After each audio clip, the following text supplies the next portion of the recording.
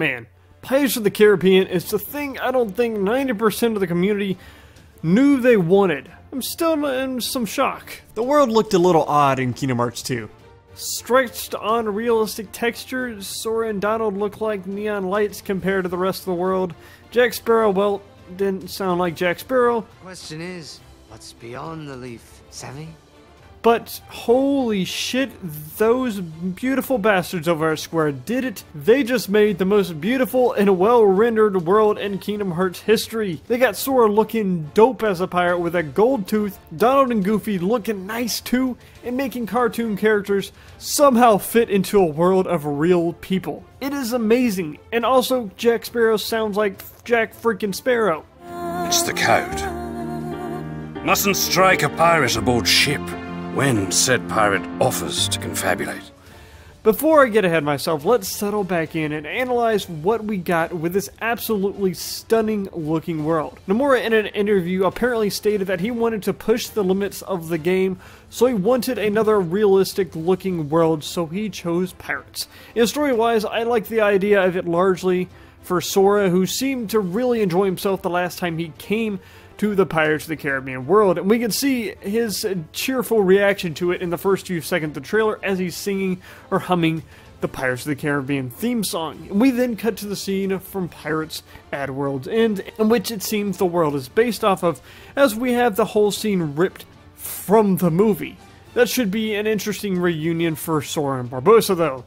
Gameplay-wise, though, there is a lot to take in. It moves really fast. First, we got some pirate ship simulation with an add-on to the HUD for speed of the ship and health, and also commands saying cannons, obviously meaning shoot cannons, surges sound, which I'm gonna assume means an attack similar to ramming speed, where you can ram your ship into another, and then water wall, which I have no clue at all. But we also have a timed command being Wind Chaser, sounding like where you could probably move faster, and then Tidal Wave, where you might be able to create a tidal wave, I assume. You can also see a blue bar above the command deck, which is supposed to represent the yellow dashes that we see when we form a combo to get a new command, and once we fill this blue bar up, the same thing happens. As we can see from him attacking here, then it gets shorter and he gets a new command from that attack. And all these ships seem to have a good amount of health, which makes sense because they're pirate ships. But if we freeze frame it on one of these ships, we can see that there are these red or blackish orbs that are on the ships, and I'm going to assume that these are either dangerous to us, or these are how we inflict a large amount of damage to these ships, or maybe a bit of both. Yet, seemingly when you defeat a ship, you then shoot a chain and then flow motion your ass onto it and murder the entire crew. I mean, you kill everyone on the ship, or you just defeat the Heartless, which seem to be fish. Is this foreshadowing Davy Jones? Maybe.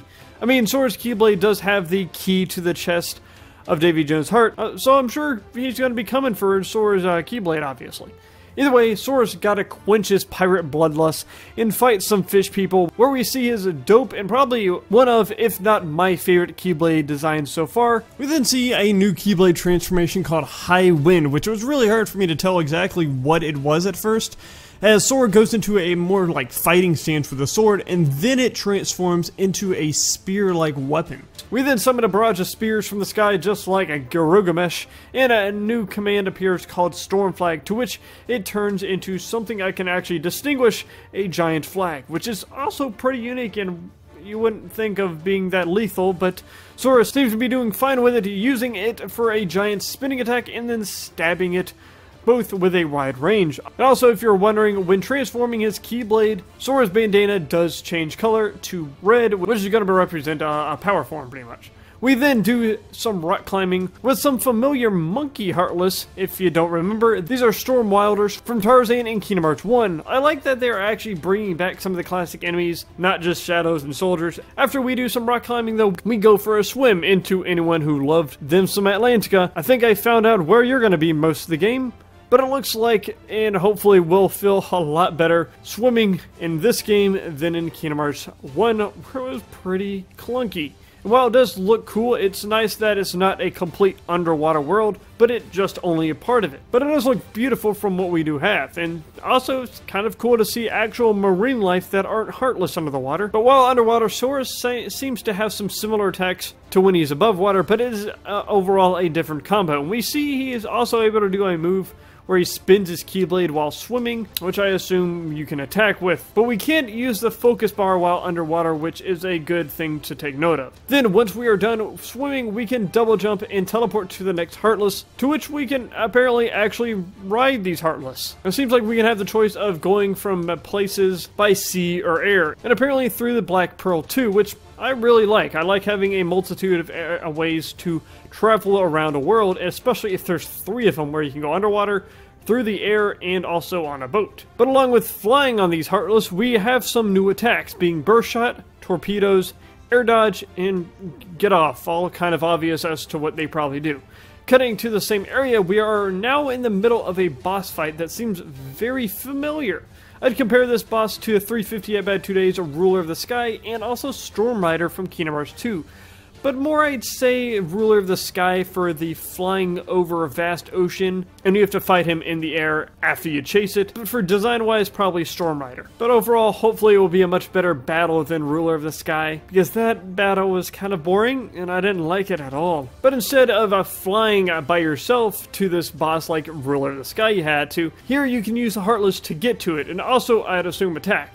Or you can use a colored smoke to somehow flow motion on smoke. But either way, once you get close enough, you can jump onto its back and attack its head, where you can see it has a whole lot of health for a story boss. I don't know if they've got a lot harder with these story bosses, which I wouldn't inherently mind, but it has a lot of health. But while hanging on the back of it, you get a few new commands, being Barrier, which is actually Aqua's Barrier, which is nice to see, and then Somersault, no idea what that is, and also seems obvious, but it will try to throw you off after a period of time, I assume. Yet, what I like about this fight so far is that you can fight it in multiple ways, it seems. From attacking from the top of the Heartless, or using shot locks maybe, or just jumping on its head and beating the hell out of it. But next, we move on to some cutscenes, where we get the not actually that surprising return of Luxord, who is of course Norded, because everybody who's returning this game that we see is going to be Norded. And he looks pretty damn good and very detailed, but then I remembered the PTSD of his damn card games, and I get depressed. But yeah, he's back, Norded, and also looking for the box for some reason. More theories later. Also, could this mean Pete and Maleficent are close? Also, what's up with this man in boxes? Look at that smug-ass duck and dog. They truly are tired of this shit. Also, props to the VA of Jack. KH2 Jack wasn't my cup of tea, but this VA is nailing it so far in this few lines he says. Also, look at that facial twitch. Oof, the detail. But now, moving out of the Pirates world, we get another look at Hercules, because we get tons of look at Hercules. We get the Titans squadding up, looking like we're fighting them, and all hopefully will be pretty dope, because the past battles against the Titans were kind of meh in Kingdom Hearts 1. Also, don't pause, or you're going to pause now, and look at the tornado. He looks like a giant black ice cream cone with eyes. Looks really weird. But moving on, poor little alien guys being taken away by the... Also builds a wall, or a castle, I guess. Tangled looking better than the actual movie. Haley Joel Osment talking to himself, flipping bottles. And Haley's into screaming children now. Kind of creepy, man. Also, it seems that Randall will be reprising his role as a villain inside this world. He's just not shown here. Larxene, I'm gonna beat your ass, is back again, as we've already seen, and she's Norded, and has some interesting info. Apparently, there are new 7 pure hearts, which they're looking for. I'm assuming this is replacing the old princesses, because Nomura needed these worlds to line up with some more of the plot, which is fine. But Elsa seems to be one of them, and they don't have to be princesses, so it's really up in the air who it's going to be. Again, another video analyzing and trying to figure out who they are, maybe coming up too. Then oof, 2 deep, manly voices talking at the same time, giving me chills. Then my boy Ziggy is back again with that long neck talking about something of a reward for following destiny. Not sure what that is though. Then we see Axel, and probably the most well-rendered and lit area outside of the Power World that we've seen yet.